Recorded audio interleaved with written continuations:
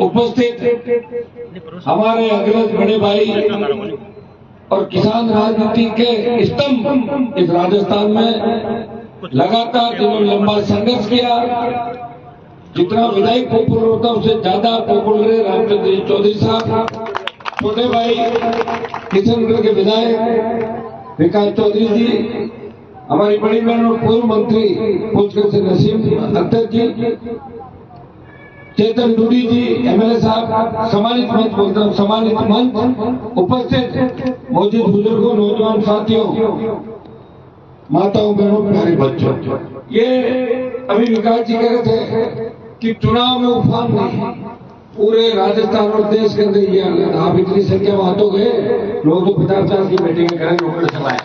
मैं धन्यवाद दूंगा रोपड़गढ़ के जवान किसानों का कि एक दिन की अल्प सूचना पे अपने अपने साथियों से 2.5 घंटे का इंतजार कर रहे हैं। मैं आपको विश्वास दिलाता हूँ, जहाँ भी आपको मेरी आवश्यकता पड़ेगी आगे खड़ा मिलूंगा, पीठ दिखा के नहीं भागूंगा, ये मैं विश्वास आपको। भाइयों, इस देश प्रदेश के अंदर जब भी मेरी आवश्यकता पड़ी, चाहे गुजरों पे गोलियां चल रही थी, चाहे हरियाणा के अंदर जाट आरक्षण आंदोलन में जाट समाज के बच्चों पर गोलियां चल रही थी, चाहे रावड़ा घरसाना चोला के अंदर भारतीय जनता पार्टी के नेताओं ने गोलियां बरसवाई पुलिस के जरिए किसानों पे, उन सब जगह और कर्ज माफी, फ्री बिजली, टोल मुक्त राजस्थान हुंकार के माध्यम से इस प्रदेश के नौजवानों को तो ऊर्जा भरी और देश के अंदर कर्ज माफी का आंदोलन कर हवा दी। हनुमान बेनीवाल की हुंकार ने तमाम राजस्थान के नौजवानों किसानों को नई ऊर्जा भरी और उसी का परिणाम है कि अब हमारे छोटे भाई जो आ रहे हैं उनको इतनी समस्याओं का सामना नहीं करना पड़ेगा।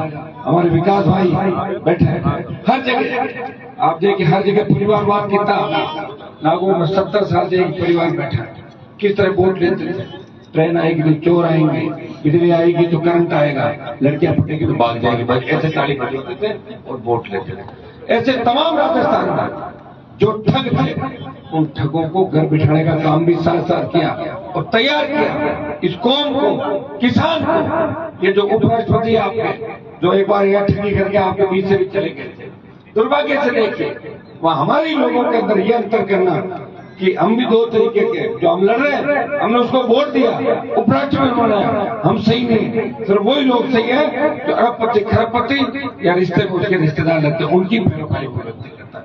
भाइयों, इन बातों से हमें सोचना होगा, समझ लेना होगा।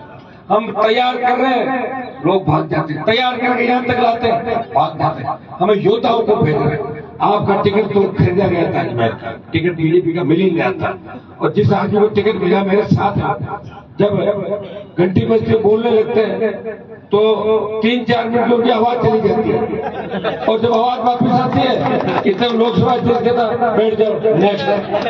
हमारे थोड़ी तकलीफ है, 6 मिनट आवाज आने में लागेगी, बगैर जी मैं भाई आप मैं तो नाराज हो गए, मेरे दोस्त थे मेरे को हनुमान जी ने बकरी की तरह कह दिया, लेकिन शेर देखो टाइगर तो अजमेर के रामचंद्र जी, इसमें कोई दो राय नहीं। जब चाहे मेरे को जैसे आदमी पसंद है, मैं तो खुद ही उनके जैसे तो रामचंद्र जी को भेजो लोकसभा में, मैं विश्वास चाहता हूँ कि मोदी के ऊपर बैठ जाएंगे कूद के। आपने मेरा संघर्ष देखा, मैं रूपनगर से अजमेर लोकसभा के तमाम किसान के बेटों से अपील करता हूँ कि अगर तुम मुझे पसंद करते हो, मेरे संघर्ष को पसंद करते हो, तो अजमेर से रामचंद्र चौधरी के साथ साथ हनुमान बेनीवाल भी चुनाव लड़े, आपको वोट रामचंद्र को देना है। रूपनगर के साथ पूरा जो इलाका हमारा, दूदू, किशनगढ़, मसूदा, केकड़ी, नसीराबाद, अजमेर की दोनों सीटें पूछकर भाइयों, बार बार मौके नहीं आते और मौका चूकने के बाद 5 साल रोना पड़ता है। मोदी और अमित शाह जो अपने आप को किस घमंड अभिमान से राम मंदिर के नाम से वोट मांग रहे थे, पहले चुनाव के वोट पड़े, सारी शेकड़ी निकल गई, राम जी का नाम भूल गए और कहने लगे 10-10 का झुंड बनाओ, ऐसे नारे लगाते हो, राम जी का नाम है, राम जी का नाम से वोट नहीं मिलेंगे, भूल गए राम जी को। ये वो लोग हैं जो राम के भी सगे नहीं है, ये वो लोग हैं जब लंकी के अंदर गाय दम तोड़ रही थी और मैंने लोकसभा में बोला तो हंसने लगे, बोले काय लंपी है तो उसके बाद लाखों गौ माता ने दम तोड़ दिया था। अगर लंपी का टीका 2019 में जब बंगाल उड़ीसा में लंपी की बीमारी आई उस समय याद करते, इस तरह गौ माता को दम नहीं तोड़ना था। भाइयों मेरा संघर्ष आप देखिए, मैं चाहता तो मोदी की सत्ता के अंदर ऐसा नाम कर सकता था। मैं चाहता तो 2003 में वसुंधरा से बंद कमरे में बात करके टिकट भी ले सकता था, जिस तरह नेता लोग अपने आला कमान से लेते हैं। लड़ाई लड़ी, संघर्ष किया, पार्टी बढ़ाई, और जब कौम को आवश्यकता पड़ी तो सत्ता के ठोकर मार के पूरे देश में संदेश दिया। मैं उस राजस्थान की धरती से आता हूँ, मैं उस तेजाजी महाराज की धरती से आता हूँ जब बलिदान सिखाया जाता है। और हनुमान बेनीवाल ने अपने राजनीतिक जीवन का बलिदान दिया और मोदी से टक्कर ली। दूसरा जब सेना को ठेके पे दिया तो देश का कोई सांसद अगर सड़क पर आया जिसने छोटे भाइयों की पैरोकारी करी, सड़क से लेकर सदन तक all party meeting Lok Sabha Jodhpur में 2 लाख से वोटों की रैली करके चेतावनी दी, आ रहे मोदी जी दिल्ली की तरफ। परिणाम ये हुआ कि 25% अग्निवीर की जगह आधी जीत आपकी हुई कि आधों को ले आएंगे और आधे वापस भेज दो। मैं विश्वास दिलाता हूँ जीता के भेज दो। पहली कैबिनेट की मीटिंग के अंदर अग्निवीर योजना खत्म करा देंगे, ये मैं विश्वास दिलाता हूँ।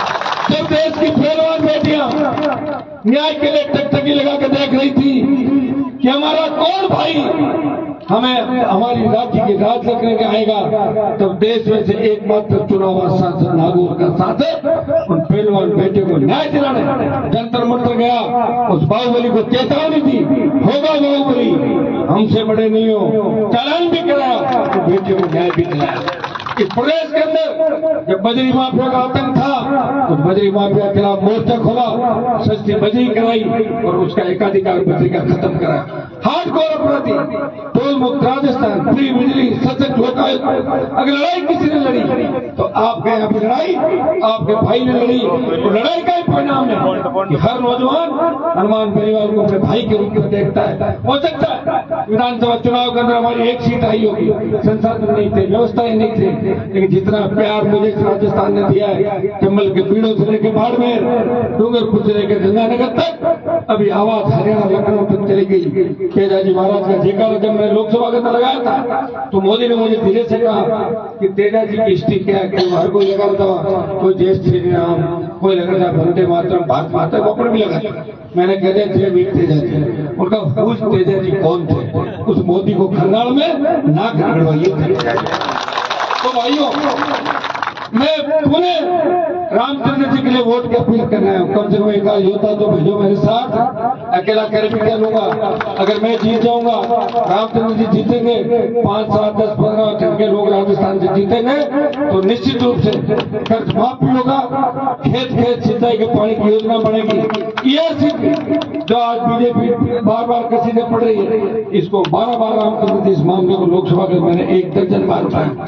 रामचंद्र जी मुझसे वाकिफ है, इन्होंने जब विधायक बना था एक काम मुझे धीरे से बताया था, कारण एक झटके के अंदर उठाया था, याद है आपको? वो यहाँ चर्चा नहीं करेंगे, वोट लग जाएंगे आप। मैं चाहता हूँ इस आदमी को मौका मिले। ये बड़े लोगों से टक्कर लेने वाला व्यक्ति है। देखिए आज के जमाने में मजबूत लोगों की आवश्यकता है, कमजोर हर गली मोहल्ले में मिल जाएगा, मजबूत और ईमानदार लोगों को। डेयरी के माध्यम से इस व्यक्ति ने राजस्थान के किसानों को जगाया। ये डेयरी के अंदर अगर दूध थे, अजमेर से भीलवाड़ा, चित्तौड़, तमाम राजस्थान के अंदर डेयरी उद्योग, डेयरी पालन, पशुपालन, इससे हमारे लोगों की आर्थिक स्थिति ठीक हुई। भाइयों आह्वान करता हूँ मजबूती के साथ अपने बड़े भाई की मदद करना। मैं अपील करना आपके बीच आया हूँ। एक ही बात पूरे अजमेर के अंदर नौजवानों, मेरे चुनाव हो चुके हैं, राष्ट्रीय लोकतांत्रिक पार्टी की पूरी अजमेर की टीम, पूरी जयपुरी रणदीप और पूरी टीम बैठे हुए पास, तुम्हारी ड्यूटी लगी है, छोड़ोगे नहीं अजमेर जब तक 5 बजे तक वोट नहीं पड़ जाए। दूधू इलाके के अंदर फैल जाओ, तमाम इलाके के अंदर फैल जाओ। और मैं कांग्रेस के उन नेताओं से भी अपील करना चाहता हूँ कि इस तरह गुटों में उठ के पार्टी को खत्म मत करो। मौका है, मौके पर चौका मारो। दूसरी जगह के वोट मांग रहे हो तो अजमेर में भी वोट मांगो। मैं पायलट साहब से भी आज बात करूंगा कि आप आओ अजमेर के अंदर एक मीटिंग करो, क्योंकि पायलट साहब याद रखो, आपको मुख्यमंत्री बनाने की पैरवी किसी ने करी थी तो नागौर के शासन में पहली बार पैरवी करी थी। याद करो जब सरकार गिर रही थी उस समय भी कौन साथ खड़ा था, कौन किधर था। ये रामचंद्र जी को आज आवश्यकता है। मैं गुर्जर समाज से आह्वान करता हूँ कि हम आपके काम हमेशा है, आपको हमारा ऋण चुनाव में उतारना है। वापिस मिलकर राजस्थान को फतेह करेंगे, मिलकर देश के अंदर आगे बढ़ेंगे। बहुत बहुत आपको धन्यवाद।